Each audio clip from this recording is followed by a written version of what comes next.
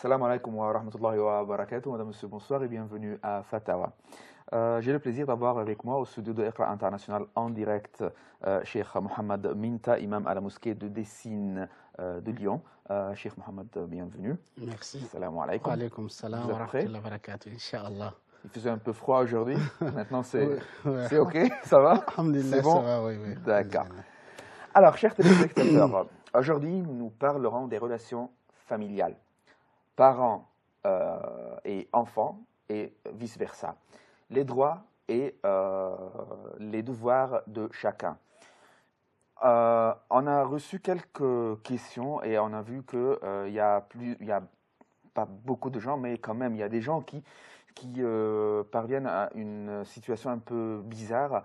Les parents, après avoir éduqué les enfants pendant toute leur vie, et ils deviennent un peu vieux, alors les enfants commencent à se débarrasser de leurs parents en les mettant dans des centres de vieux, par exemple. Et comment faire cela avec sa mère ou bien son père, sa mère qui a resté toute sa vie consacré toute sa vie pour ses enfants, pour les bien les éduquer, pour rester éveillés, pour leur donner toute l'assistance qui est nécessaire, oui. Il y a plusieurs choses à dire dans ce domaine. Est-ce que c'est valable de traiter sa mère et son père d'une telle façon? C'est ce que l'on va parler et traiter aujourd'hui, les relations parents et enfants et vice-versa, devoirs et droits. Alors, par où on va commencer, Cheikh Mohamed? D'accord. Bismillahir Rahmanir Rahim. Innal hamdalillahi nahmaduhu wa nasta'inuhu wa nastaghfiruh wa na'udhu billahi min shururi anfusina wa sayyiati a'malina man yahdihillahu fala mudilla lahu wa man yudlil fala hadiya lahu. Wa ashhadu an la ilaha illallah wahdahu la sharika lahu wa ashhadu anna sayyidana wa nabiyyana Muhammadan abdullahi wa rasuluh sallallahu alayhi wa ala alihi wa sahbihi wa sallim taslima. سبحانك اللهم لا علم لنا إلا ما علمتنا إنك أنت العليم الحكيم اللهم فقهنا في ديننا ووفقنا للعمل بما علمتنا وزدنا علما وارزقنا الإخلاص في القول والعمل برحمتك يا أرحم الراحمين يا رب العالمين. Inch'Allah. Est-ce que vous permettez que je juste annonce les numéros de téléphone parce que j'ai oublié tout à fait parce que le sujet est très très important, chers téléspectateurs. Je m'excuse. Alors, je dois mentionner les téléphones pour vos questions qui sont déjà affichés sur l'écran. Téléphone, c'est 02 33 88 75 90, 00202 33 88 75 91, Skype Iqra Fatawa, mail fatawa@iqra.com, facebook.com/Iqra French et Twitter @Iqra TV France. Alors, Cheikh Mohamed, le micro est avec vous. Merci. Donc, chers téléspectateurs et téléspectatrices, assalamu alaikum wa rahmatullahi ta'ala wa barakatuh. D'abord, pour répondre à votre question, il faut savoir qu'en islam, le devoir qu'un enfant a vis-à-vis de ses parents, ses pères et mères, est le devoir le plus important après son devoir vis-à-vis d'Allah subhanahu wa ta'ala et vis-à-vis de son prophète sallallahu alayhi wa sallam. Allah subhanahu wa ta'ala, il nous dit dans le Coran, dans Surat al-Isra, le voyage nocturne, Surat 17, Allah subhanahu wa ta'ala dit وَقَضَى رَبُّكَ أَلَّا تَعْبُدُوا إِلَّا إِيَّاهُ وَبِالْوَالِدَيْنِ إِحْسَانًا إِمَّا يَبْلُغَنَّ عِنْدَكَ الْكِبَرَ أَحَدُهُمَا أَوْ كِلَاهُمَا فَلَا تَقُل لَّهُمَا أُفٍّ وَلَا تَنْهَرْهُمَا وَقُل لَّهُمَا قَوْلًا كَرِيمًا وَاخْفِضْ لَهُمَا جَنَاحَ الذُّلِّ مِنَ الرَّحْمَةِ وَقُل رَّبِّ ارْحَمْهُمَا كَمَا رَبَّيَانِي صَغِيرًا. Donc Allah subhanahu wa ta'ala dit, ton Seigneur a décrété de n'adorer que lui et d'agir avec bonté, avec bienveillance, avec respect à l'égard de ses parents. Donc Allah a décrété de n'adorer que lui. Donc le premier devoir, c'est d'adorer Allah subhanahu wa ta'ala sans rien lui associer. Et tout de suite, qu'est-ce qui vient après? Et wabil walidayni ihsana, d'agir avec bonté, avec bienveillance, avec respect à l'égard de ses deux parents. Imma yablughanna indaka al-kibara ahaduhuma aw kilahuma. Si jamais l'un de deux ou tous deux arrivaient à l'âge de vieillesse auprès de toi, alors ne leur dis point fi. C'est-à-dire Allah subhanahu wa ta'ala interdit à un enfant de juste montrer son indignation ou sa colère vis-à-vis de ses parents. Allah, il leur dit, ne leur dis pas fille. Nos savants, ils nous disent, s'il y avait encore une attitude encore moins grave que de dire fille, Allah, il aurait interdit. Donc, ne leur dis point fille, ne les brusque pas. Adresse-leur une parole respectueuse. Donc, quand on s'adresse à ses parents, on doit s'adresser à eux d'une manière respectueuse.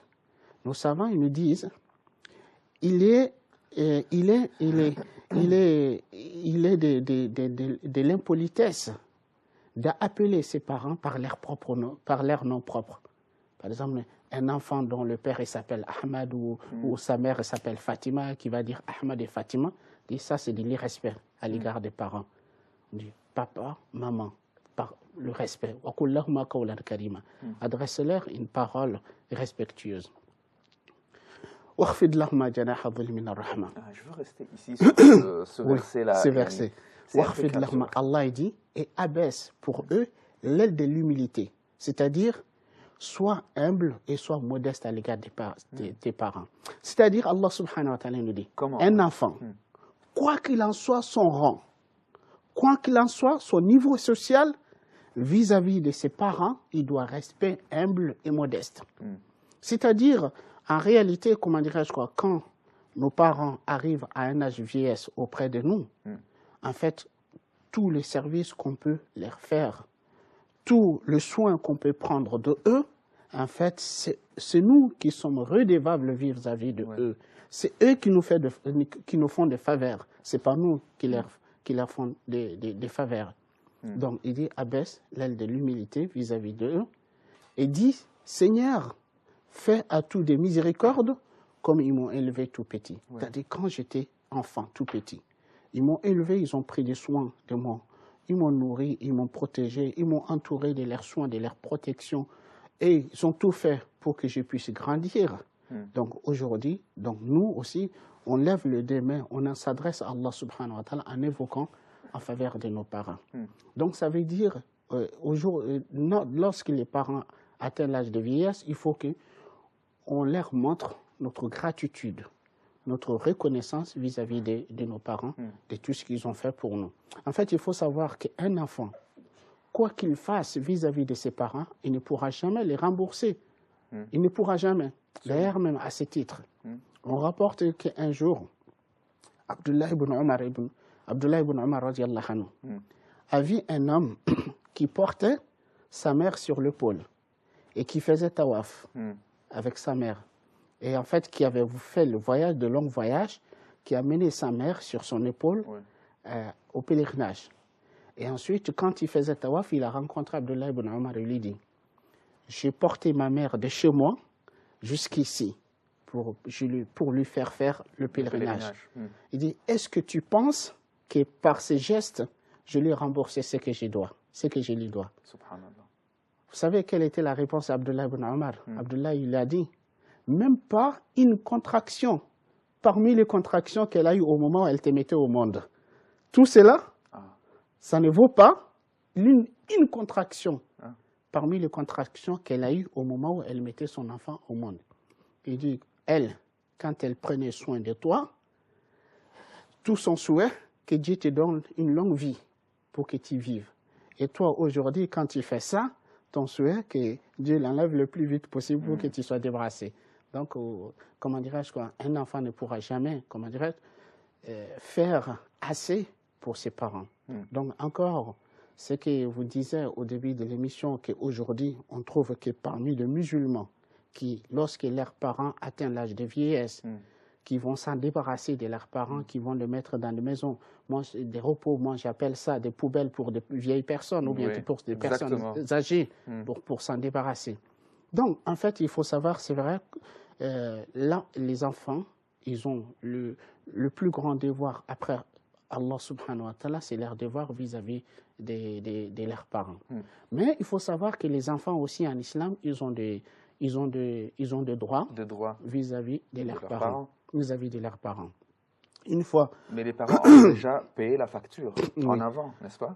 En fait, j'arrive. Une fois, à l'époque de Omar ibn al-Khattab, radiallahu anhu, un homme est allé voir Omar pour se plaindre de l'ingratitude et de l'irrespect de son fils vis-à-vis de lui. Et en fait, son fils lui manquait de respect, il est avare vis-à-vis de lui. Et Omar a interpellé l'enfant. Quand l'enfant était présent devant Omar, et l'enfant dit à Omar, « Oh, le prince de croyants, avant de me condamner, avant de me juger, j'ai une question à vous poser. » Il dit, c'est quoi votre question? Il dit, est-ce qu'en islam, un enfant a des droits vis-à-vis de ses parents? Omar dit, bien sûr, oui.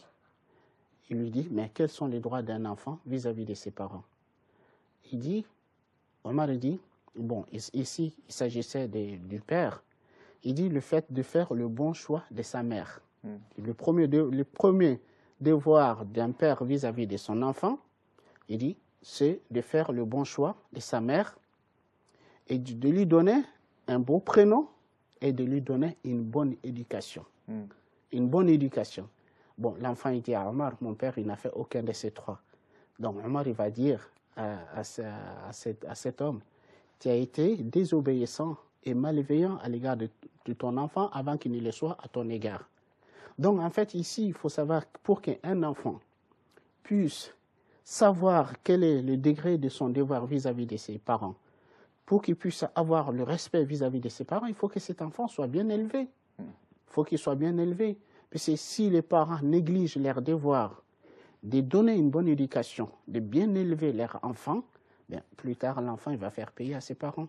Mais par contre, un enfant qui a été bien élevé, bien éduqué, il est rare qu'un enfant qui a été bien élevé, bien éduqué, qui arrive à l'âge adulte, qui soit malveillant, qui soit irrespectueux à l'égard de ses parents.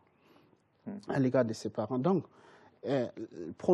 d'abord, en fait, il faut que les parents assument leurs devoirs vis-à-vis de leurs enfants. De leurs enfants. Voilà, après, les autres aussi. Les enfants voilà. aussi. Donc les enfants aussi, comment dirais-je quoi, à l'âge adulte, ils vont rendre un tout petit peu de ce que les parents ont fait pour eux. Je ne sais pas si vous allez être d'accord avec moi ou non dans ces deux conditions. La première, il faut se souvenir de deux choses. La première chose, vous étiez hier enfant, vous serez demain parent. Tout à fait. Donc, ce que tu as fait pour tes parents Voilà. sera fait pour toi demain par tes enfants. Tout à fait. Ça, c'est la première chose. La deuxième chose, souviens-toi, si ta mère ou ton père t'enquiquine à la maison et il y a des problèmes avec la femme ou bien le contraire, souviens-toi que ta mère t'a porté pendant 9 mois. Elle a eu le tort de la vie pour toi. Elle a consacré toute sa vie pour t'éduquer, te bien élever, être à ton service pendant toute sa vie. Alors souviens-toi que c'est ta mère et il faut bir el walidin. Tout à fait. Il faut, en tout cas, en matière de relations avec ses parents, comme on dit, comme tu as dit, nous tout donne. Comme on fait, on nous fera. Exactement. C'est-à-dire, comme ce que vous venez de dire, exactement, tout enfant, toute personne qui a eu le malheur de se comporter mal à l'égard de ses parents, d'être irrespectueux à l'égard de ses parents, ces enfants, ils vont lui faire payer. Ça ne pourra jamais manquer. Ces enfants, ils vont lui faire payer. Oui. Ils vont lui faire payer. Donc, réellement, comment dirais-je quoi, en plus aussi, comment dirais-je quoi, la relation avec ses parents, prendre soin de ses parents, on peut dire c'est l'une des portes du paradis, l'une des portes d'accès au paradis. D'ailleurs, on dit Al-Jannah tahta aqdam al-ummahat, le paradis au pied des mamans, des mères. Au pied des mamans, voilà. À l'époque du prophète sallallahu alayhi wa sallam, une fois, il y a un homme qui est venu au prophète sallallahu alayhi wa sallam qui dit, ô messager d'Allah, j'ai immigré, je suis venu vers toi, je vais participer avec toi à l'expédition aux campagnes avec toi. Le prophète sallallahu alayhi wa sallam dit, as-tu tes deux parents? Il a dit oui. Il dit, comment tu les as laissés? Il dit, je les ai laissés, ils étaient en train de pleurer, puisqu'ils n'étaient pas d'accord que cet enfant les quitte pour aller joindre le prophète sallallahu alayhi wa sallam. Le prophète sallallahu alayhi wa sallam dit à cet enfant, retourne auprès de tes deux parents et va leur faire rire comme tu les as fait pleurer. Ton djihad, c'est auprès de tes parents. Tu veux faire djihad? C'est faire djihad avec tes parents. C'est-à-dire, le fait que tu restes auprès d'eux, que tu prennes soin d'eux, qu'ils soient satisfaits de toi, c'est ça ton djihad. Donc vous voyez, comment dirais-je quoi, on va bien, comment dirais-je, donc, des fois, en fait, il y a des gens qui mettent, comme on dit, des gens qui mettent la charie avant le bœuf. Donc, en fait, il y a des gens qui disent, j'ai envie de faire du bien. J'ai envie de pleurer à Allah subhanahu wa ta'ala. Si tu as tes parents, la chose la plus importante après Allah, c'est tes parents. Abdullah ibn Mas'ud, radiallahu anhu, il dit, Sa'altu Rasulallah sallallahu alayhi wa sallam, Ayyul a'mal ahabbu ila Allah ta'ala. Quel est le livre la plus aimé de Dieu? Le prophète sallallahu alayhi wa sallam, il a répondu, As-salatu ala waqtiha. Il dit, la prière à temps, la prière à l'heure. Qultu thumma ay. J'ai dit, et ensuite quoi? Après salat à l'heure, birrul walidain. La bienveillance, l'obéissance et le respect des parents. Donc vous voyez, la première des choses, le prophète sallallahu alayhi wa sallam, le livre la plus aimé d'Allah, il dit la prière à l'heure. Ensuite, quoi? Il dit birrul walidain. L'obéissance, le respect ou la bienveillance à l'égard de ses parents. Qultu thumma ay. J'ai dit ensuite quoi? Il dit al-jihad fi sabilillah. Donc le prophète sallallahu alayhi wa sallam, il met birrul walidain avant le jihad. Al-jihad fi sabilillah. Il faut que tout le monde sache voilà. ça. Non, il faut que les gens comprennent ça. Il faut que les gens sachent ça. Donc, mais maintenant, au jour d'aujourd'hui, vous allez trouver des enfants qui sont irrespectueux à l'égard de leurs parents. Malheureusement. Et qui sont malveillants à l'égard de leurs parents. Qui dit je vais faire djihad? Quel djihad? Allah n'acceptera pas ton djihad. Si tes parents ne sont pas satisfaits de toi, comment dirais-je quoi? Les prophètes sallallahu alayhi wa sallam, un jour, comment dirais-je quoi? Il rentre dans la mosquée. Il est monté sur une marche, le mimbar. Il dit Amin. Sur la deuxième marche, il dit Amin. Sur la troisième marche, il dit Amin. Et ensuite, les compagnons, ils ont dit Ya Rasulallah, alama amanta. Pourquoi tu dis Amin? Voilà, pourquoi tu dis Amin?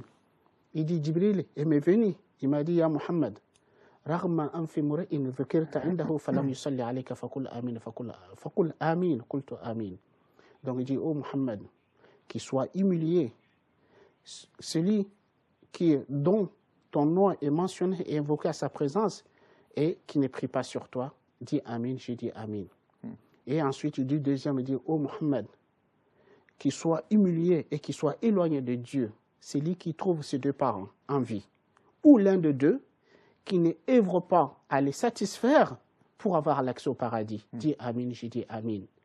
Et au troisième, il dit qu'il soit humilié et qu'il soit éloigné de Dieu, celui dont le mois de Ramadan rentre et le mois sort alors qu'il est en vie, sans se faire pardonner par Dieu. Dit Amin, j'ai dit Amin. Donc vous voyez, donc, les parents, c'est très important. Voilà, satisfaire à ses parents, c'est très important. Permettez-moi, j'ai avec moi Kamiti de Côte d'Ivoire, n'est-ce pas? Salam alaikum. Alaikum salam rahmatullah. Vous avez une question? Oui, je voudrais savoir le problème de la prière du vendredi. Oui. Dans un pays où la charia n'a pas comme loi fondamentale la charia. D'accord. Je n'ai pas très bien compris votre question. Le problème, quel problème du vendredi? Le problème est que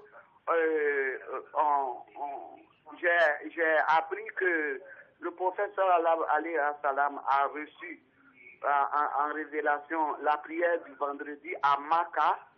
Oui. Mais il n'a pas prié à Makkah. Il a envoyé une commission de prier la prière du vendredi à Médine parce que la charia était appliquée à Médine. D'accord. Non, bon, très bien. Oui. Bon, bien, j'ai bien compris la question. Ça y est, c'est bon? Oui, c'est bon, ouais. D'accord. Vous avez d'autres questions ou bien c'est bon, ça y est? Non. Je voudrais pour le moment, c'est la question, c'est le problème que j'ai, quoi. D'accord, ok. On va répondre tout de suite. Merci pour votre téléphone. Alors, on répond tout de suite. Voilà, on répond, Inch'Allah. Donc, en fait, le frère, il s'interroge. Donc, en quelque sorte, il dit, si on vit dans un pays où la charia n'est pas appliquée, est-ce qu'on doit faire la prière de Jumu'ah ou pas? Donc, je crois que c'est ça la question. Mais en réalité, ce qu'il dit, puis c'est vrai, le prophète sallallahu alayhi wa sallam, il n'a pas fait le Jumu'ah à la Mecque, puisque les musulmans, ils étaient dans une position de faiblesse. Donc, ils étaient persécutés à la Mecque. Donc, même à l'arrivée du prophète sallallahu alayhi wa sallam à Médine, ce n'est pas tout de suite à l'arrivée du prophète sallallahu alayhi wa sallam à Médine qu'il y avait, comment dirais-je quoi, l'autorité musulmane à Médine. Mais déjà, avant l'arrivée du prophète sallallahu alayhi wa sallam à Médine, quand il a envoyé Mus'ab ibn Umayr à Médine pour aller enseigner l'islam à Médine et enseigner le Coran, Mus'ab, avec les quelques peu de musulmans qui étaient avec lui à Médine à l'époque, ils ont fait le Jumu'ah, ils ont fait la prière de Jumu'ah. Donc, en fait, il faut savoir qu'un musulman, où qu'il se trouve, quand il y a la possibilité de faire Salat al-Jumu'ah, c'est-à-dire il y a des mosquées où on fait la prière de vendredi, on doit le faire. On doit le faire. La prière de vendredi, il fait partie des prières obligatoires pour les hommes. Et le prophète sallallahu alayhi wa sallam, il a mis en garde contre la négligence de la prière de vendredi sans une excuse valable. Le prophète sallallahu alayhi wa sallam dit, celui qui délaisse 3 vendredis successivement sans aucune excuse valable, Dieu scellera son cœur. Donc, quand on est dans un pays, dans un village, dans une ville, on se trouve n'importe où, quand il y a une communauté musulmane, il y a des mosquées où on peut faire la prière de vendredi, on doit le faire. C'est une obligation. D'accord. Ok, nous allons sortir pour prendre un petit break, une petite pause, et puis nous allons retourner, chers téléspectateurs, parce que comme vous voyez, j'ai plein de questions par email et par Facebook, et j'attends aussi vos questions par téléphone et Skype. Tout de suite la pause.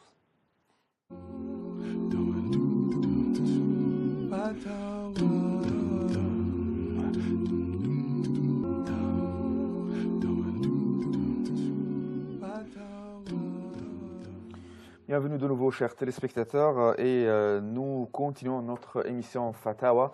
Nous sommes avec vous en direct et nous attendons toujours vos questions par téléphone et Skype et aussi par email et Facebook.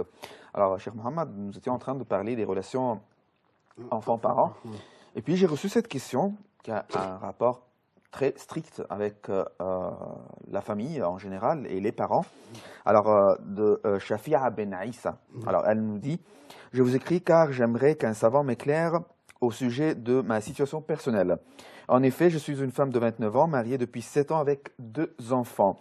Depuis près d'1 an, ma famille a coupé les liens avec moi, surtout ma mère. La dernière fois que je suis allé chez eux, c'était le jour de l'Aïd el-Kibir en 2013. C'est à ce jour-là que nous avons eu une dispute. Avant de partir, je lui ai demandé si elle allait m'ouvrir la porte la prochaine fois.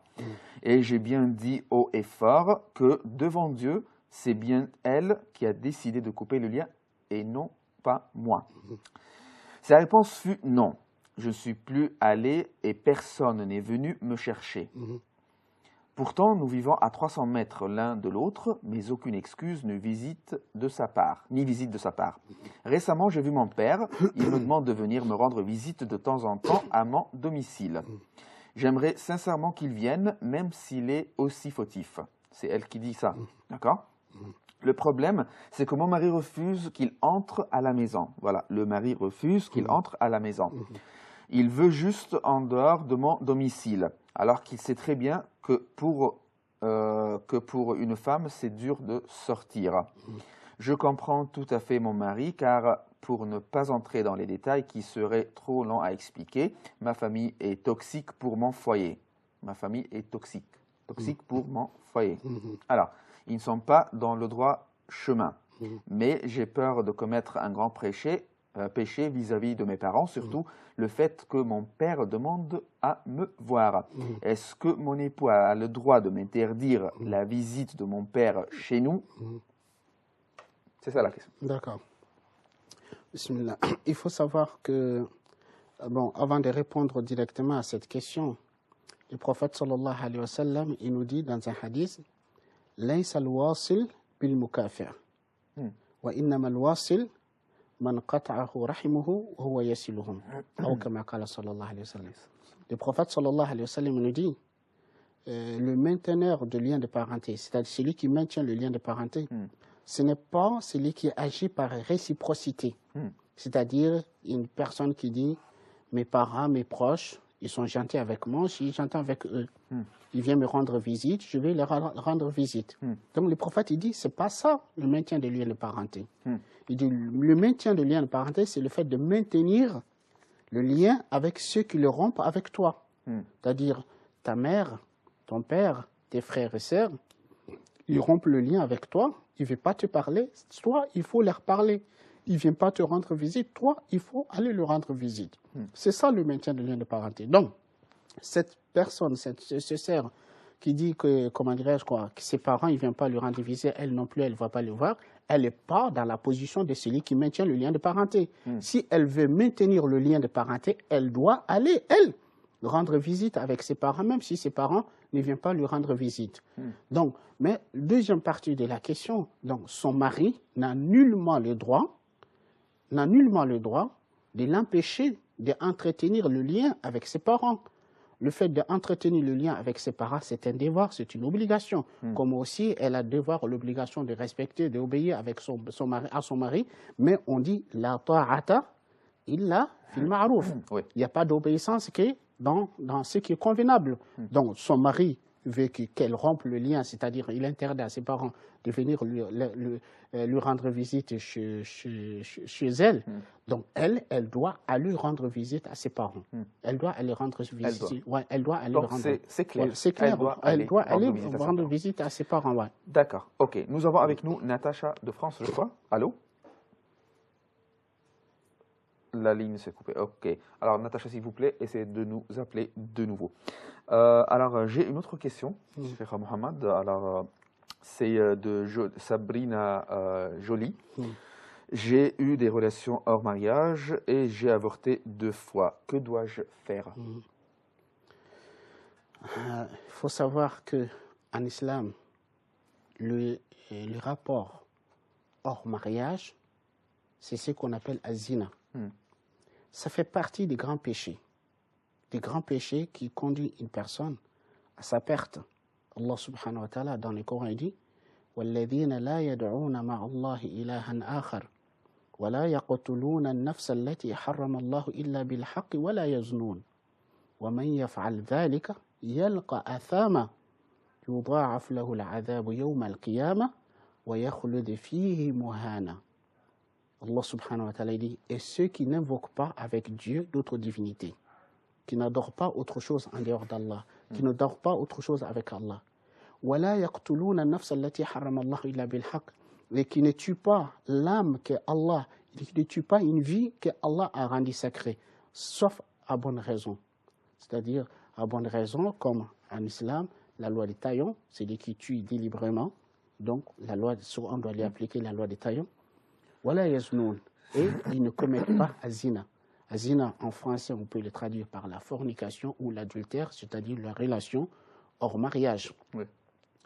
Ensuite, Allah dit quiconque qui fait cela, c'est-à-dire qui adore autre chose en dehors d'Allah ou qui tue une vie sans raison ou qui commet la fornication ou l'adultère, quiconque qui fait cela, il rencontrera son Seigneur étant pécheur.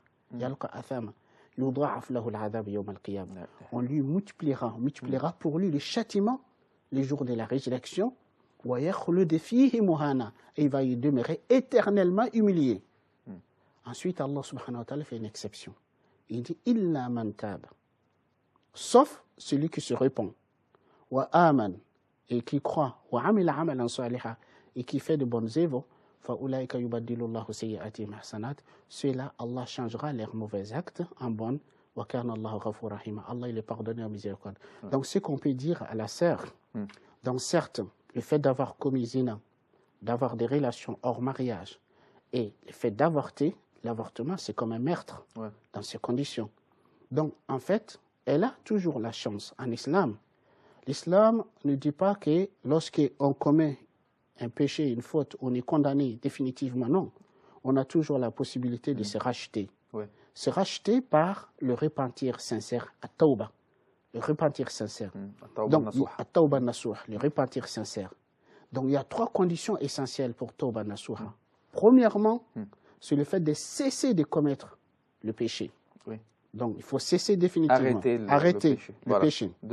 Deuxièmement, c'est le fait d'avoir des remords et des regrets, le fait d'avoir commis le péché. Regretter ce que nous avons Regretter fait. réellement, Ouais. sincèrement, ce qu'on a fait. Troisièmement, Et troisièmement, le fait d'avoir une résolution, une intention ferme de ne jamais recommencer. Ouais.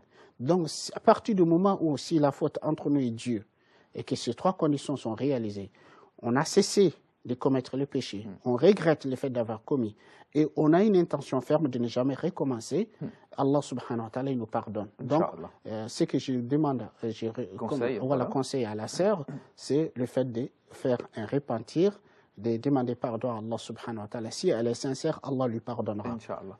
Nous avons de nouveau Natacha au bout du fil. Allô, salam alaikum. Wa alaykoum salam. Wa alaykoum salam wa barakatuh. J'aurais une question à vous poser concernant la zakat, Inch'Allah. Ok. Alors en fait, voilà, il reste une partie de la zakat à donner pour mon mari. Et il voulait savoir s'il pouvait la donner à ma maman, parce qu'elle a un découvert de 400 € à la banque. Et ce, sachant que ma maman n'est pas musulmane. En fait, je suis convertie. Ma maman ne s'oppose pas à ma foi, mais elle n'a pas exprimé non plus le souhait de se convertir officiellement, on va dire. Elle croit en Dieu sans être chrétienne pratiquante. Elle va pas à l'église, voilà. Elle fait pas elle pratique pas du tout la religion chrétienne. D'accord. Donc je voulais savoir si mon mari pouvait quand même lui donner.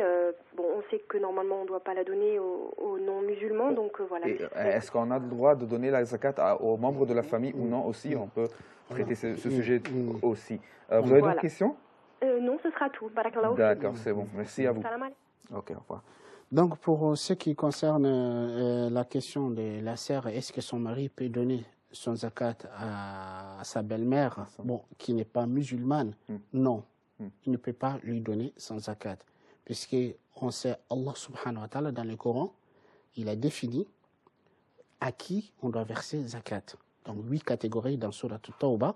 Donc, innama sadaqat lil fuqara wal masakin والعاملين عليها والمؤلفة قلوبهم وفي الرقاب والغارمين وفي سبيل الله وابن السبيل. Donc Allah subhanahu wa ta'ala, il a dit l'aumône, c'est dans le sadaqa, nous sommes destinés qu'aux pauvres, aux indigents, et ceux qui travaillent, et ceux dont le cœur est à gagner à l'islam, والغارمين, et ceux qui sont lourdement endettés, وفي سبيل الله, dans le sentier d'Allah, Wabin Sabil, et les voyageurs en détresse. Donc Allah il a défini à qui on doit verser zakat. Donc, je peux vous poser une question ici? Oui. Ibn Sabil. Oui. Est-ce que je sais ou bien je connais ce Ibn Sabil là, il est musulman ou chrétien? Oui, on peut. Voilà, Ibn Sabil, on peut pas. Voilà, on doit Al-Mu'allafat Qulubuhum. Al-Mu'allafat Qulubuhum. C'est en fait Al-Mu'allafat Qulubuhum. Là, juste sur ces questions, les savants ils ont dit, en fait, il se peut qu'Al-Mu'allafat, dont les cœurs est à gagner à l'islam, des gens nouvellement convertis à l'islam, ou bien des gens qu'on espère leur conversion à l'islam. Donc il dit, notamment quand il s'agit par exemple des chefs des tribus ou des gens influents, des gens très importants, il dit oui, on peut leur donner zakat dans ces conditions. Mais par contre, comment dirais-je, un non-musulman, on peut l'aider. On peut lui faire sadaqa, c'est-à-dire le fait de faire sadaqa, le fait de faire des charités, des bienfaisances, c'est compté auprès d'Allah subhanahu wa ta'ala comme bonne action. Mais zakat est destiné, voilà, le zakat est destiné. Oui. Moi, ce que je conseillerais, comment dirais-je, quoi, à ces messieurs, à notre sœur, à son mari, voilà, comment dirais-je, quoi, je dirais, si il est en mesure d'aider sa belle-mère qui a des difficultés financières, qu'il aide. Vraiment, c'est une bonne action, mais zakat, il faut qu'il donne comment dirais-je quoi, aux musulmans ou bien aux domaines qui ont été définis par Allah subhanahu wa ta'ala. D'accord. J'aurais une question aussi concernant la zakat, mais nous avons avec nous Malika de France. On va prendre sa question et retourner de nouveau. Assalamu alaikum. Alaikum salam wa rahmatullahi wa barakatuh. Je vous appelle pour avoir une question, une réponse à une question. Oui. Donc mon cas c'est je suis mariée, j'ai un enfant. J'attends un deuxième enfant et j'ai mon père qui est gravement malade. Et c'est ma mère qui s'en occupe et c'est très très très difficile pour elle. Et donc je voulais savoir, est-ce que j'ai une obligation d'aller habiter près de chez eux pour les aider, sachant que mon mari a un poste mais qu'il est difficilement mutable en fait. Donc le mari ne peut pas laisser son loyer, bien sa maison. Voilà. D'accord. Pour l'instant, c'est difficile de trouver un poste dans la région, sachant que je suis à plus de 500 km. 500 km. C'est loin. Voilà, c'est loin. c'est loin. Vous voulez lui demander Donc, quelque est-ce chose? que c'est une obligation pour moi de faire quand même le possible pour habiter près de chez mes parents? Non, non, ce n'est pas une obligation pour vous. En fait, comment dirais-je, il faut savoir, comment dirais-je, une fille à partir du moment où elle se marie, son premier devoir, c'est vis-à-vis de son mari. Son premier devoir, c'est vis-à-vis de son mari. Si ses parents, ils ont d'autres enfants, notamment s'ils ont des garçons, la responsabilité de prendre soin des parents, ça revient d'une responsabilité de leurs garçons. Donc on va lui demander, vous avez des frères ou bien? Oui, j'ai un frère qui habite justement juste en face, enfin vraiment pas très loin.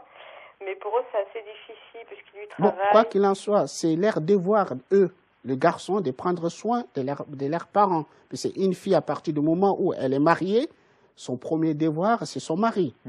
C'est son mari. Donc, comment dirais-je quoi? Son mari est prioritaire, même avant ses parents. Mais malheureusement, beaucoup de gens ne comprennent pas ça.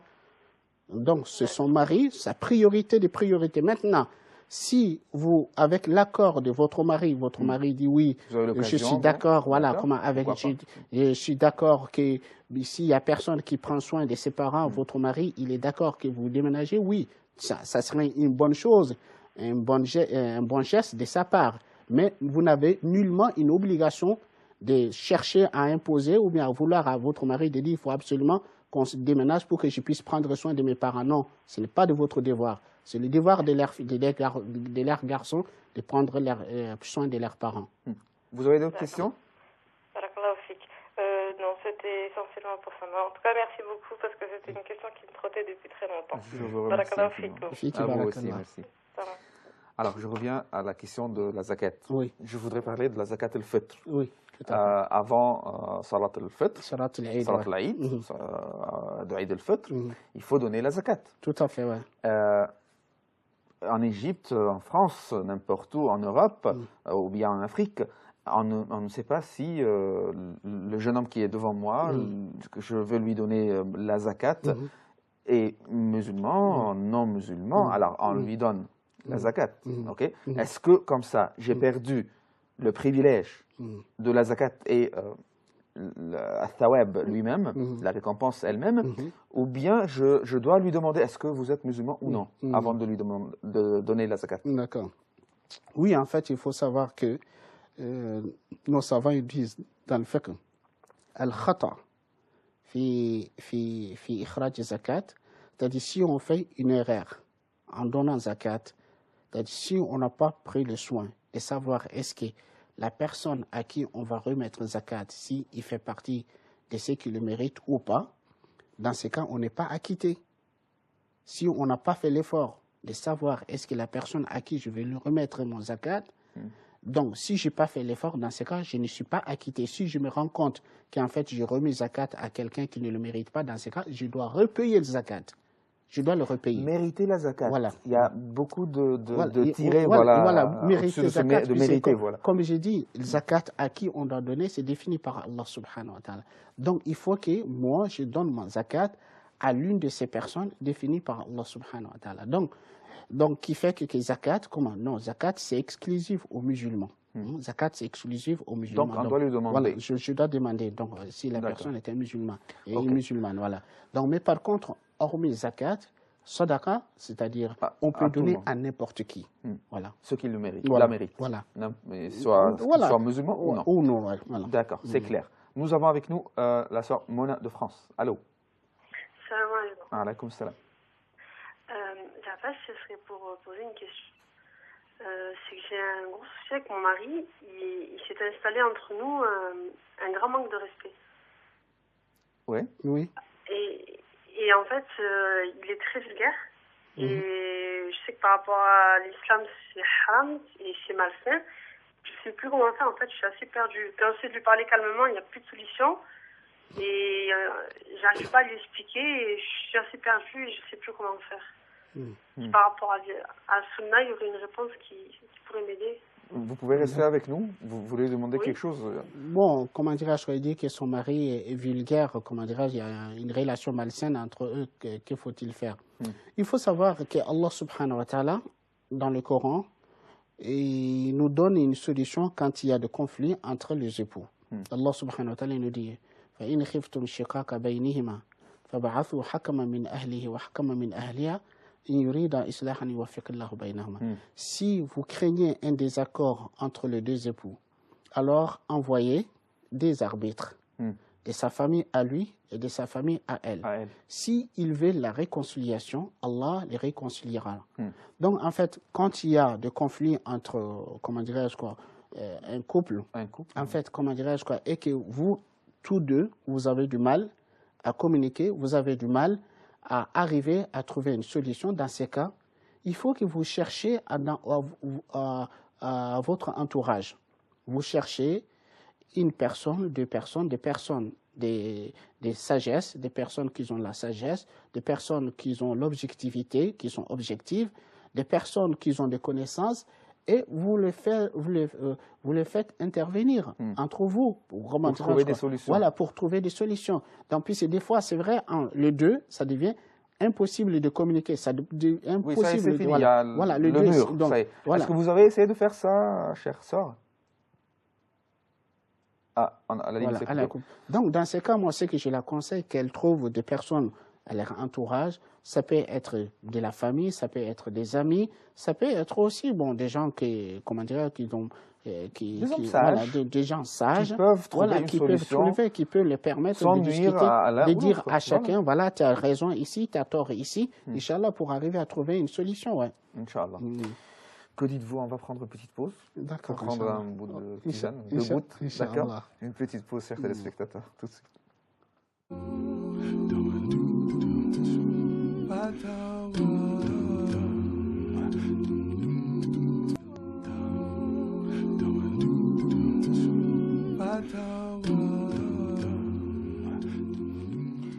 Bienvenue de nouveau, chers téléspectateurs. Nous sommes toujours en direct avec vous des studios de Iqra International et nous attendons toujours vos questions par téléphone, Skype, email, Facebook, n'importe quel moyen. Alors, durant la pause, nous avons reçu cette question, Cheikh Mohamed. Alors, une sœur nous a demandé si elle a coupé ses cheveux à la garçon et puis maintenant elle va se marier.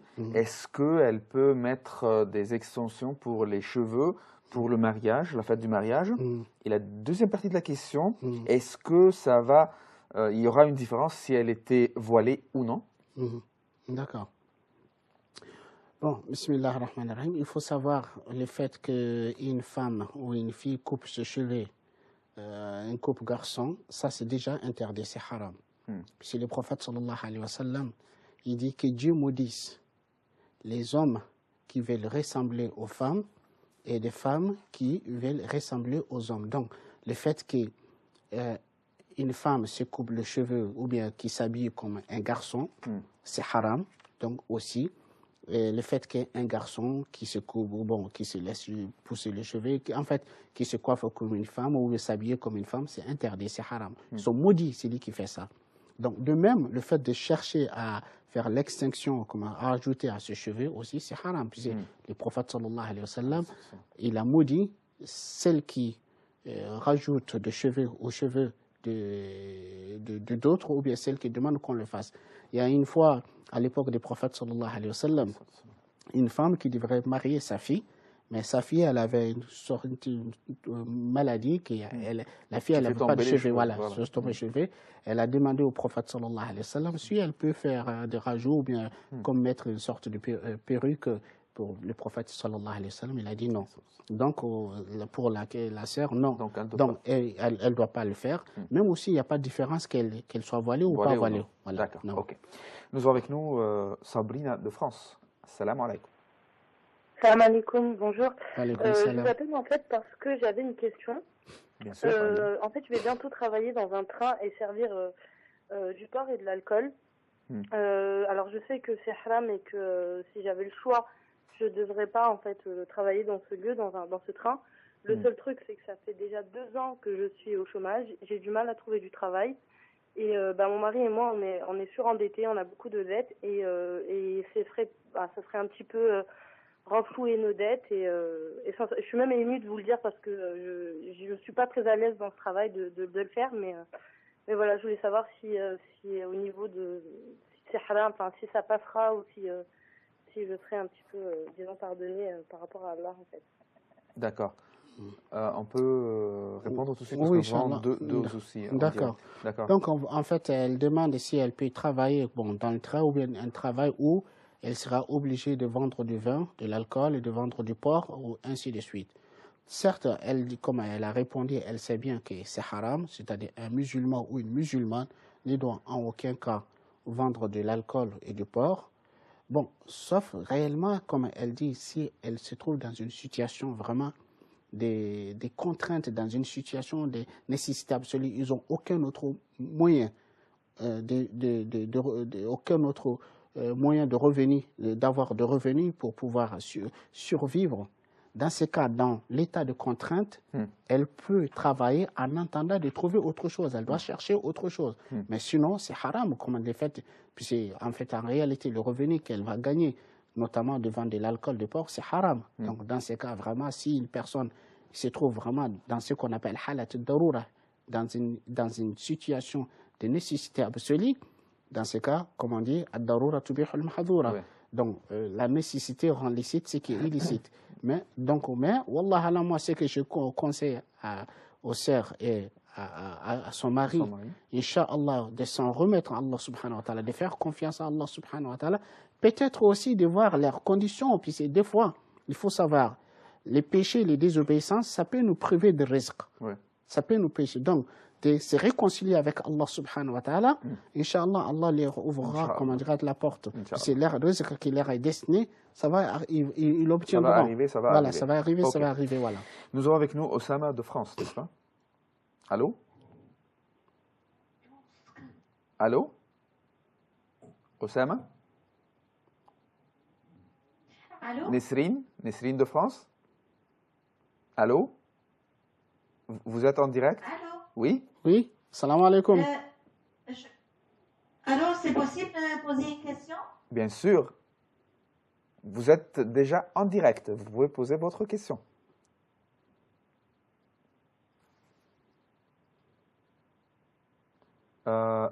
Osama de France. Vous avez quel âge? Bon, j'ai entendu ici, dans le earpiece, la question. Il disait, comment peut-on aimer le prophète? C'était Osama qui a 10 ans, qui nous appelle de France. D'accord. Comment peut-on aimer le prophète sallallahu alayhi wa sallam? C'est vrai, l'amour du prophète sallallahu alayhi wa sallam fait partie des exigences de la foi. C'est-à-dire, on ne peut pas être un véritable musulman, un véritable croyant, tant qu'on n'aimera pas Allah et son prophète sallallahu alayhi wa sallam. Donc, l'amour du prophète sallallahu alayhi wa sallam fait partie des exigences de la foi. Mais maintenant, comment peut-on faire pour aimer le prophète sallallahu alayhi wa sallam? En fait, il faut savoir, il y a une chose. On ne peut pas aimer une personne si on ne le connaît pas. La première des choses, c'est... surtout qu'on n'a pas vu. Voilà. La première des choses, c'est d'apprendre à connaître qui était le prophète sallallahu alayhi wa sallam. Donc aujourd'hui, le moyen que nous avons pour apprendre à connaître le prophète sallallahu alayhi wa sallam, c'est l'étude de la vie et de la biographie du prophète sallallahu alayhi wa sallam. Donc, il faut qu'on étudie, qu'on apprenne à connaître le prophète sallallahu alayhi wa sallam. Car le prophète sallallahu alayhi wa sallam est quelqu'un qu'on ne peut pas le connaître sans l'aimer. Si on le connaît, on l'aimera forcément. Donc, la voie ou le moyen qui nous permet de parvenir à aimer le prophète, c'est d'apprendre à le connaître. En fait, il faut savoir, quand vous regardez, il y a plusieurs raisons qui font qu'on peut aimer une personne. Donc, parmi les raisons qui font qu'on peut aimer une personne, si cette personne était bienfaisant à notre égard. Donc, quand vous regardez, le plus grand des bienfaits d'Allah subhanahu wa ta'ala pour nous, c'est la foi. La foi nous est parvenue par le prophète sallallahu alayhi wa sallam, par l'intermédiaire du prophète sallallahu alayhi wa sallam. Donc aussi, on peut aimer une personne pour sa beauté. Une personne à qui Allah il a doté d'une grande beauté et aimée. Eh bien, le prophète sallallahu alayhi wa sallam était quelqu'un qui était beau physiquement et aussi qui était beau moralement. Donc le prophète sallallahu alayhi wa sallam, il avait réuni les deux côtés de la beauté. La beauté morale et la beauté physique. Donc on doit, si on apprend à connaître, on va l'aimer. Et aussi, on doit aimer le prophète, puisque le prophète il nous a aimés. Le prophète sallallahu alayhi wa sallam, il a aimé sa communauté. Juste, comment dirais-je, une preuve où qui prouve que le prophète sallallahu alayhi wa sallam nous a aimés, il a aimé sa communauté. Le prophète nous dit que Allah subhanahu wa ta'ala a promis une invocation exaucée à chacun des prophètes. Il dit tous les prophètes, ils ont fait leur invocation sauf moi. Oui. Je l'ai réservé une intercession en faveur de ma communauté. Regardez, subhanallah, shafa'a. Voilà. C'est l'un d'entre nous, par exemple, si on vous dit, Allah il vous a promis une invocation exaucée, quoi que vous lui demandez, il va vous accorder. À qui vous allez penser? À votre propre personne. Mais le prophète, il est gardé. À qui il a pensé? À sa communauté. À tous les musulmans. Voilà, à tous les musulmans. Donc c'est la preuve qu'il nous a aimés. C'est lui qui fait preuve, qui nous montre qu'il nous a aimés. Et il mérite. Et il sera digne de notre amour. D'accord. Nous avons Fatima de Suisse. Allô? Allô? Oui, allô, salam alaikum. Alaykoum salam. D'abord, je m'excuse pour le retard. Je m'excuse pour le retard, sœur Fatima. Oui, vous avez une question? Oui, salam alaikum. J'ai une question. Je voudrais juste savoir, par exemple, quand on rêve le prophète sallallahu alayhi wa sallam, je voulais savoir si c'était vraiment vrai. Par exemple, moi, j'ai vu le feu de la prophétie, mais je n'ai pas vu le visage en fait. Et je voulais savoir si c'était vraiment lui ou pas. Et je voulais aussi savoir si Shaitan prenait l'apparition d'autres prophètes. Par exemple, je sais pas moi, si j'ai rêvé de lui. En fait, donc voilà. Je vous entends très mal, mais juste, vous m'avez dit, vous avez vu le prophète comment? Vous avez vu son visage ou pas? Non, j'ai vu juste... en fait, il m'a montré comme comment on appelle ça, le feu de la prophétie. Comme une espèce de forme d'œuf. Comme une forme de quoi? Il avait écrit, en fait... Elle a vu le feu de la prophétie. Vous savez, les œufs, ça marche. Ouais, entre les épaules et voilà. Entre les épaules? Il avait écrit, en fait, à l'intérieur, avec Rasulullah. Bon, si on a bien compris la question, parce que le son n'est pas très clair. Voilà, si le son n'était pas vraiment très clair, bon, globalement, elle se pose des questions quand on voit le prophète sallallahu alayhi wa sallam en rêve, est-ce que c'est vrai ou pas? Bon, le prophète sallallahu alayhi wa sallam, il nous dit, c'est lui qui me voit en rêve, il m'a réellement vu, car Satan ne peut pas prendre mon image. Donc, les savants, ils nous disent, si on voit en rêve le prophète sallallahu alayhi wa sallam, on voit une image qui correspond à l'image du prophète sallallahu alayhi wa sallam, c'est réellement lui qu'on l'a vu, ce n'est pas Satan. Bon, maintenant, quand on rêve, c'est-à-dire qu'on ne le voit pas, on ne voit pas son image, on ne voit pas l'image qui correspond à l'image du prophète sallallahu alayhi wa sallam, est-ce que c'est réellement lui ou pas? Allahu a'lam, je ne sais pas, mais donc, le prophète nous dit dans un hadith clair que celui qui me voit en rêve, il m'a réellement vu, car Satan ne peut pas prendre mon image. Donc, si on voit le prophète sallallahu alayhi wa sallam selon une image, selon une forme qui correspond réellement à l'image du prophète, oui, les rêves est véridique, on l'a réellement vu, wallahu alam. Inch'Allah. Alors, chers téléspectateurs, j'attends aussi les questions de mes amis de 7 à 12 ans, comme l'autre fois. N'hésitez pas à nous contacter. Je sais que vous avez plein de questions pour nous. Je vous attends. Je vais passer à une question de Karim qui est venue par Facebook. Alors, Karim nous dit « Je souhaiterais avoir une réponse claire et nette à ma question concernant le dépôt d'argent dans une banque algérienne qui procure les bénéfices en fin d'exercice sans avoir l'intention de faire fructifier mon argent, juste pour la sécurité de ce dernier.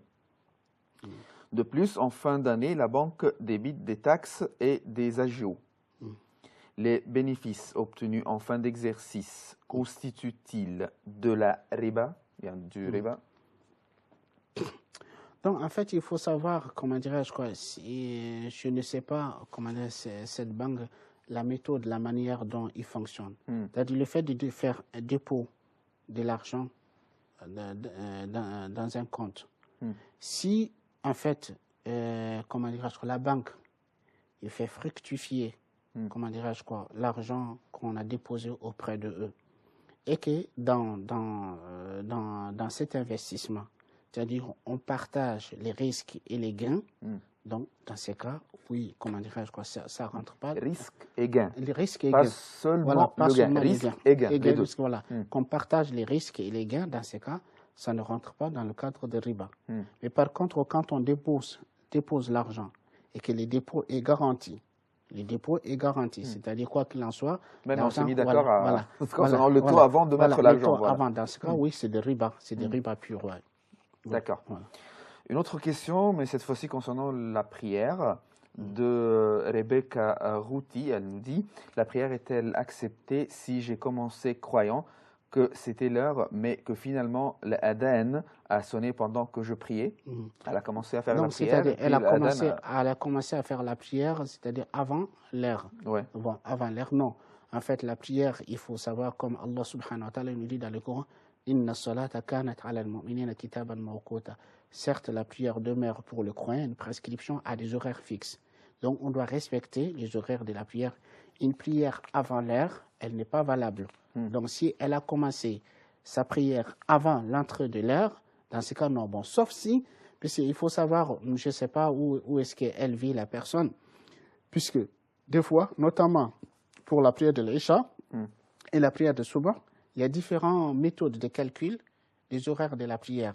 Donc, si elle a commencé la prière et que réellement, selon l'une des méthodes de calcul, l'heure de la prière est déjà rentrée, dans ce cas, oui, sa prière est valable. Mais si réellement elle a commencé sa prière et que pendant qu'elle est en train de faire la prière qu'on a fait l'adhan, cela veut dire qu'elle a commencé la prière avant l'heure, wallah alam.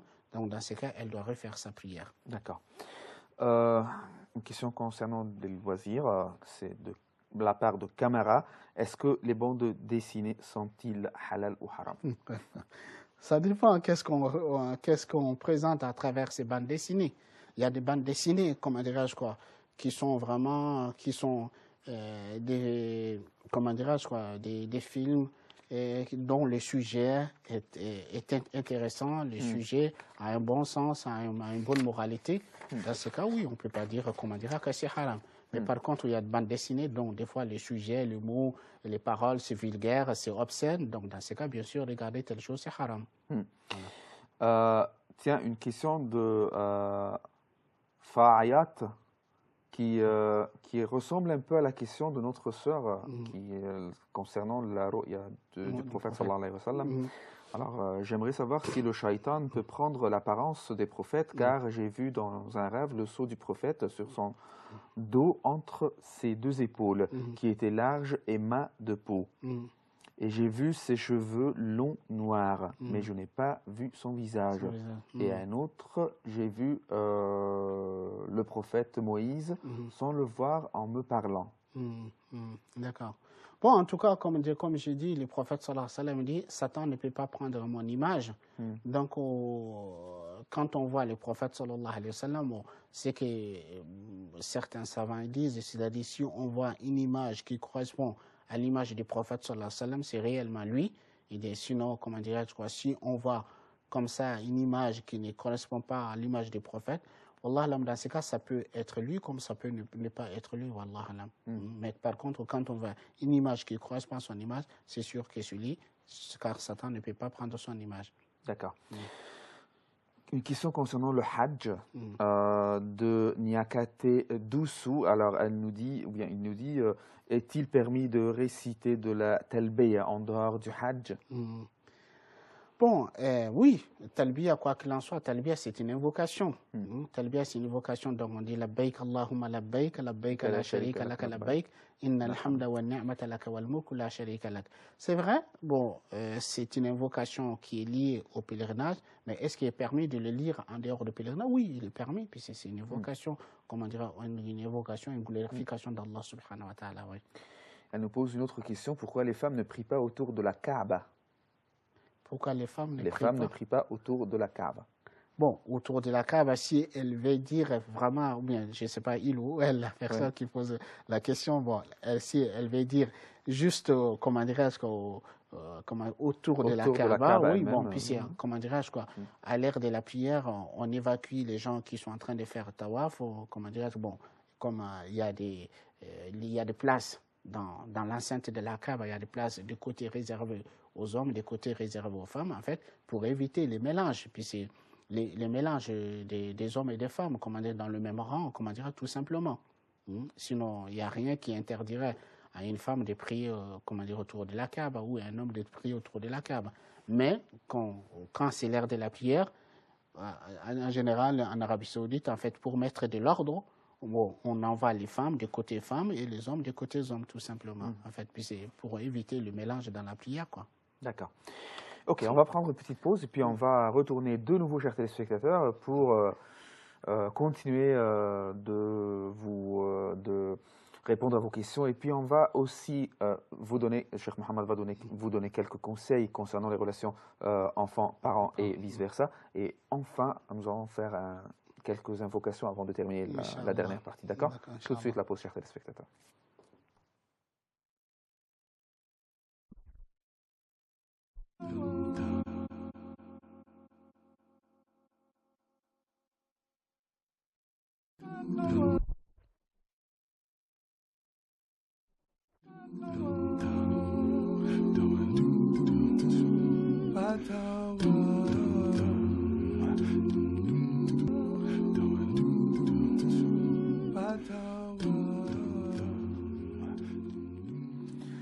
Voilà donc déjà la dernière partie de Fatawa pour aujourd'hui. Nous allons aller plus vite, Cheikh Mohammed, pour prendre le plus grand nombre de questions. Alors, la Chine nous a demandé, bien envoyé, assalamu alaikum, j'aimerais savoir exactement à partir de quand il est autorisé de jeûner après l'Aïd.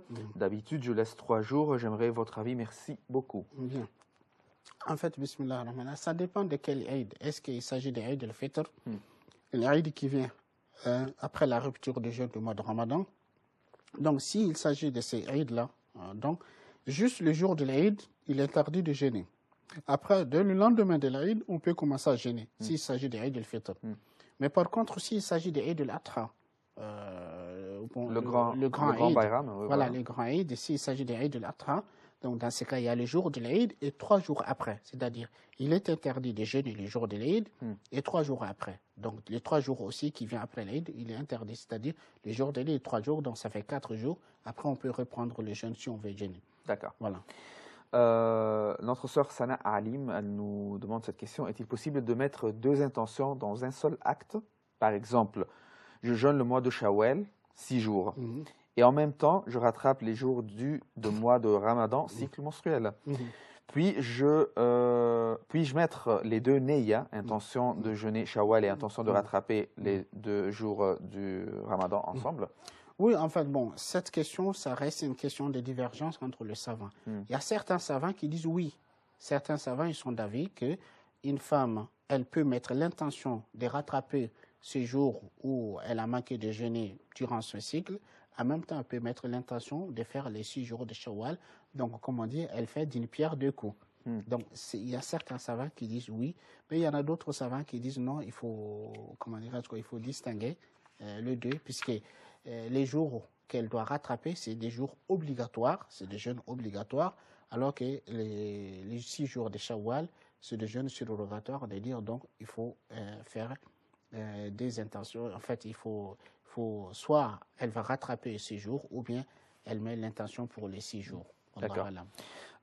Sami, concernant Al-Tawba, un homme qui fait l'adultère avec la femme d'autrui ou l'inverse, que risque-t-il au niveau de Allah? Les péchés sont inscrits une fois ou plusieurs fois. Comment les effacer? C'est très bien de réfléchir comment les effacer. Par quel moyen? Bon, en tout cas, il faut savoir, quoi qu'il en soit, l'adultère ou la fornication, vraiment, comme je disais, ça fait partie des grands péchés dont Allah menace celui qui le fait d'un châtiment terrible dans l'enfer.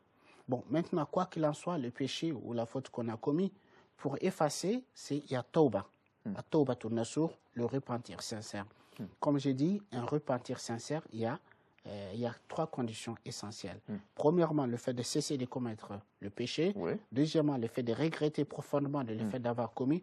Troisièmement, le fait d'avoir une intention, une résolution ferme de ne jamais recommencer. Bon, il y a une 4e condition qu'on peut rajouter s'il s'agit d'une faute envers nos semblables. C'est-à-dire, si on a pris le bien de quelqu'un injustement, ou bien on a commis des torts à l'égard de quelqu'un, dans ces cas, il faut réparer, en plus des 3 questions, 3 conditions, une 4e condition, le fait de réparer la faute à l'égard de la personne. D'accord. Nous avons avec nous Sha'ban de France. Salam alaikum. Alaikum salam. Oui. Assalamu alaikum, Cheikh Mohamed. En fait, nous, la question, c'est savoir, maintenant que j'ai pris un appartement et que pendant longtemps, j'ai fait la prière, j'ai cru que c'était la bonne direction.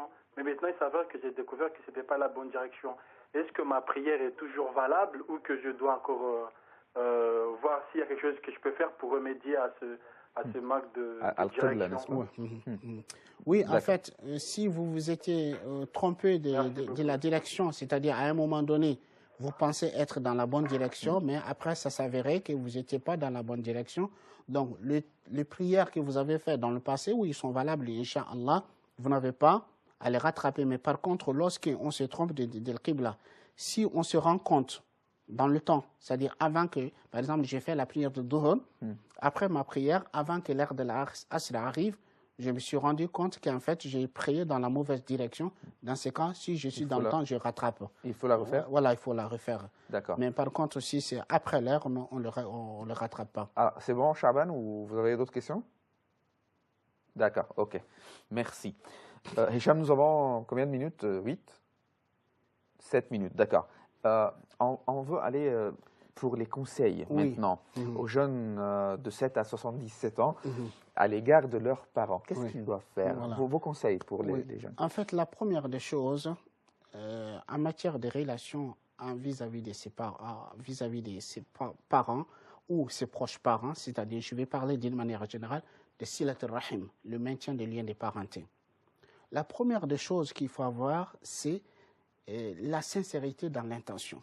De dire, je vais faire l'effort vis-à-vis de mes parents, je vais faire l'effort vis-à-vis de mes proches parents. Ce n'est pas parce que j'attends en retour de leur part une reconnaissance ou une réciprocité.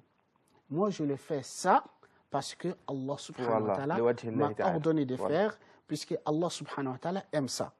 Parce que le prophète sallallahu alayhi wa sallam nous dit, dans un hadith, donc, il dit, celui qui veut que Dieu prolonge sa vie, ou bien que Dieu bénisse sa vie, et qui veut que Allah élargisse ses dons en ses faveurs, qu'il maintienne le lien de parenté, Donc, je fais ça, la première des choses, donc c'est, je mets mon intention que je fais pour plaire à Allah subhanahu wa ta'ala. Donc, en fait, il faut savoir quand on arrive à faire ça, que les parents, des fois c'est vrai, il faut le reconnaître, des fois il y a certains parents qui sont très méchants, qui sont ingrats à l'égard de l'effort de leurs enfants. L'enfant fait l'effort pour plaire à ses enfants, à ses parents, pour vraiment prendre soin, mais il y a des parents, certains parents, je ne dis pas tous les parents, certains parents, vraiment, ils sont très difficiles. Ils sont très difficiles, ils ne sont pas reconnaissants. Donc, qui fait que ça peut pousser les enfants, certains enfants, à baisser les bras, comment dirais-je, au désespoir, à laisser tomber. Non. Quand on dit, je le fais pour Allah, que la personne soit reconnaissante, alhamdulillah, je sais qu'Allah il est reconnaissant, que la personne ne soit pas reconnaissante, je sais qu'Allah est reconnaissant. Donc ça, c'est la première des choses à faire. Donc, son intention, de réviser toujours son intention, pourquoi j'ai agi de cette façon et de cette manière. Donc ça, c'est la première des choses. Deuxième chose, il faut savoir que quand on est dans cette posture de dire, je fais l'effort de maintenir le lien de parenté avec ses parents, avec ses proches parents, on aura le soutien d'Allah subhanahu wa ta'ala. Un jour, il y a un homme qui vient voir le prophète sallallahu alayhi wa sallam qui dit, moi, avec mes proches parents, je maintiens le lien avec eux, ils ne le rompent pas avec moi. J'ai fait l'effort de leur faire du bien, ils me font du mal. Le prophète sallallahu alayhi wa sallam dit, si c'est vrai ce que tu dis, Allah ne cessera de te soutenir contre eux, et c'est comme si tu leur donnais à manger le cendre chaude. Voilà. Donc, en fait, l'essentiel, on aura le soutien d'Allah subhanahu wa ta'ala. Donc, aussi, comment dirais-je quoi, le maintien de parenté, la bienveillance, c'est-à-dire le fait de faire le bien le maximum possible. Quand on fait du bien, en réalité, jamais on ne regrette de faire du bien. Imam Ali, radiallahu anhu, un jour, il dit à ses disciples, je n'ai jamais fait du bien à qui que ce soit, je n'ai jamais fait du mal à qui que ce soit. Et ses disciples, il dit, ya imam, c'est pas possible. Tant que vous vivez dans un milieu avec les gens, forcément un jour vous ferez du bien à quelqu'un, vous ferez du mal à quelqu'un. Il dit non. Allah il dit, man amila salihan fal nafsihi wa man asa'a fa alayha. Celui qui fait du bien, il fait pour lui-même, qui fait du mal, c'est à son propre détriment. D'accord. Je m'excuse, j'ai avec moi Malika de France. Allô? alaikum. Alaykoum salam wa barakatuh. Alors, c'est juste une question concernant la contraception. Au niveau du stérilet, je ne sais pas si le chef il voit de quoi je parle. Au niveau de quoi? Le stérilet. Stérilet, ouais. Stérilet. Oui, donc en fait, c'est un moyen de contraception dans lequel en fait la fécondation a déjà lieu et en fait, il empêche la nidation. Donc, il y a certains, j'ai cru entendre que c'était considéré comme un avortement. Donc, je voulais savoir quelle était l'avis. Est-ce que c'est halal ou haram Non, bon. Est-ce que comment dirais-je, ça empêche la conception ou bien non, ça annule après la conception? En fait, voilà, la fécondation a déjà lieu, donc ça empêche la nidation. Donc la conception a lieu, mais ça empêche le fait que la progression de l'embryon, en fait, puisque ça va empêcher l'œuf fécondé l'embryon de se fixer dans l'utérus. D'accord. D'accord, ok, c'est clair. Tout de suite la réponse. Donc, en fait, il faut savoir que, comment dirais-je, le moyen de contraception qu'une femme peut faire recours, en fait, il faut savoir si l'intention est de planifier la naissance des enfants ou bien de mettre d'espace entre les grossesses. Bien sûr, c'est permis, c'est toléré de faire des recours à des moyens de contraception. Mais par contre, ce que les savants disent, c'est interdit, c'est de vouloir interrompre définitivement, de tomber enceinte. Bon, la question dont se pose, il faut savoir à partir du moment où, comment dirais-je quoi, si ces moyens de contraception qui est stérilé, en fait, ça empêche la conception, donc voilà, c'est pas considéré comme avortement, non. D'accord. Nous avons avec nous Hussein de France. Allô? Allô? Hussein de France. D'accord, je crois que la ligne s'est coupée. Essayez de nous appeler de nouveau et si vous ne parvenez pas à nous contacter, vous pouvez laisser votre question, bien nous l'envoyer par email. Nous avons 2-3 minutes, alors je voudrais bien faire quelques invocations pour terminer cette émission. Alors vous choisissez les invocations, les doigts. D'accord. ربنا اغفر لنا ذنوبنا وإسرافنا في أمرنا وثبت أقدامنا وانصرنا على القوم الكافرين اللهم إنا نسألك الهدى والتقى والعفاف والغنى اللهم إنا نسألك موجبات رحمتك وعزائم مغفرتك والغنيمة من كل بر والسلامة من كل إثم والفوز بالجنة والنجاة من النار اللهم إنا نسألك فعل الخيرات وترك المنكرات وحب المساكين وأن تغفر لنا وترحمنا وإذا أردت بعبادك فتنة فاقبضنا إليك غير مفتونين اللهم إنا نسألك حبك وحب من يحبك وحب العمل الذي يبلغنا إلى حبك واجعل اللهم حبك أحب إلينا من أنفسنا وأهلنا وولدنا ومالنا واجعل اللهم حبك أحب إلينا من الماء البارد اللهم ما أعطيتنا مما نحب فاجعله عونا لنا فيما تحب وما زويته عنا مما نحب فاجعله فراغا لنا فيما تحب برحمتك يا أرحم الراحمين يا رب العالمين اللهم صل وسلم وبارك وأنعم على عبدك ورسولك محمد وعلى آله وأصحابه وسلم تسليما سبحانك اللهم بحمدك نشهد أن لا إله إلا أنت نستغفرك ونتوب إليك وآخر دعوانا الحمد لله رب العالمين والسلام عليكم ورحمة الله وبركاته. Wa alaykoum salam, Cheikh Mohammed. Alors, déjà, nous avons moins d'une minute. Alors, on va vous dire que la prochaine fois, Inch'Allah, nous allons parler de l'élevage des animaux à domicile. Les chiens, est-ce que c'est halal ou haram? Les gens qui ont des fermes ou bien de grands projets concernant les porcs, la viande du porc et l'élevage du porc lui-même, tout ce qui a rapport avec l'élevage des animaux.